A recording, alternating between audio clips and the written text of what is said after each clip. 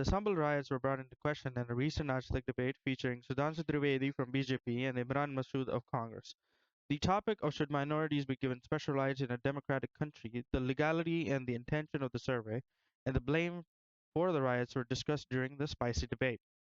The debate started with Sudhanshu questioning the hypocrisy where if Muslims wanted to reclaim history, they were giving the Waqf board with almost no evidence needed and pure power over the conflict, whereas Hindus, given ample evidence and proving surveys, were prohibited with the Places of Worship Act, fundamentally questioning the secularity of the Congress party.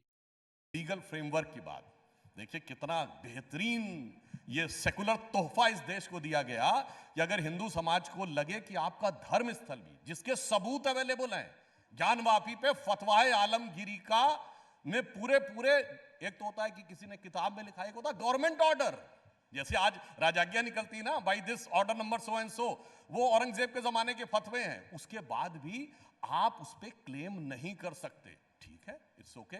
दूसरी तरफ मुस्लिम समाज को यह हक दिया गया वक्फ board act के तहत कि अगर तुम क्लेम कर दो कि जमीन तुम्हारी है तो तुम्हें कोर्ट में साबित करने की जरूरत नहीं है, दूसरा वाला भी कोर्ट नहीं जा सकता, ट्रिब्यूनल में जाना पड़ेगा। Imran had to say this. Waqf board सिर्फ एक कस्टोडियन है उसकी देखभाल करने के लिए। वक्फ बोर्ड की हैसियत नहीं है कि वक्फ बोर्ड ये कह देगा कि ये वक्फ है। ये ऐसा झूठ फैलाया जा रहा है कि वो अदालत नहीं जा सकते। अरे भाई 12,500 मुकदमे वक्फ के अदालतों में चल रहे हैं। आप Sudhanshu was right here that the Waqf board does have the last say in the matter of Waqf properties, and even if you question this in the court will uphold the tribunal's decision. I tend to agree with the point because this tyranny of minority is also currently being seen in America, where Houthis and Hamas are given absolute support despite atrocities against their own people, where the opposition comprised of white people are asked to make unreal compromises. The same can be seen in India with the fact that Waqf board was not only in full swing in the past but also supported and voted for today, which essentially boils down to more protection for minorities, which in some sense is okay, where we want to make sure that religious rights of the minorities are not trampled, because then where do we start and where do we stop? But giving special power to overpower any court in the country claiming land based on laws and deeds from the past invading governments does seem to be insane. यहां तो कहते हैं 15 अगस्त 47, आपको पता है सूरत नगर निगम की जमीन पे दावा किस आधार पे है कि मुगलों के जमाने में वो एक सराय थी और इसलिए उस जमाने में वक्त में दे दी गई थी, तो 15 अगस्त 47 के बाद भी वो क्लेम है, वहां पे 12 साल की जो टाइम की मियाद होती है टाइटल सूट में वो भी हटा दी गई है, 15 अगस्त 47 भी हटा दी गई है। तमिलनाडु का तिरुचिरापल्ली का जो मंदिर जो 1500 साल पुराना है, जब तो इस्लाम तामील भी नहीं हुआ था, वो जानते हैं किस आधार पे? 1572 या 62 में अरकाट के नवाब ने वो दिया था। गजब है साहब। Well, the nation might have been misguided in the past, but does it mean we do injustice in the present? What happened at Sambal, does it have a legal basis? And who is at the center of blame here? They discuss the same here. बोला करिए सुधांशु जी 24 में आ जाए, 2024 में 24 में तो बात कर रहे हैं। 24 में बात यह है कि संभल की जो जिसको आप मस्जिद कहते हैं वो एएसआई प्रोटेक्टेड मॉन्यूमेंट है। अब बताइए एएसआई प्रोटेक्टेड मॉन्यूमेंट में एएसआई नहीं जा सकती। It is a fact that religious sites are protected from conversion of religious character under Places of Worship Act, but one of the exception is archaeological sites under the Archaeological Survey of India or ASI, meaning doing a survey under an archaeological site is not prohibited by the law.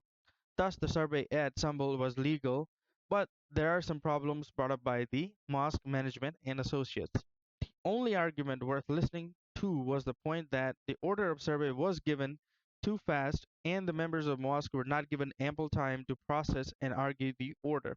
के अंदर विवाद हुआ, उन पहले ही दिन सर्वे application जाती है, उसी दिन सर्वे का आदेश होता है, उसी दिन सर्वे टीम पहुंच जाती है।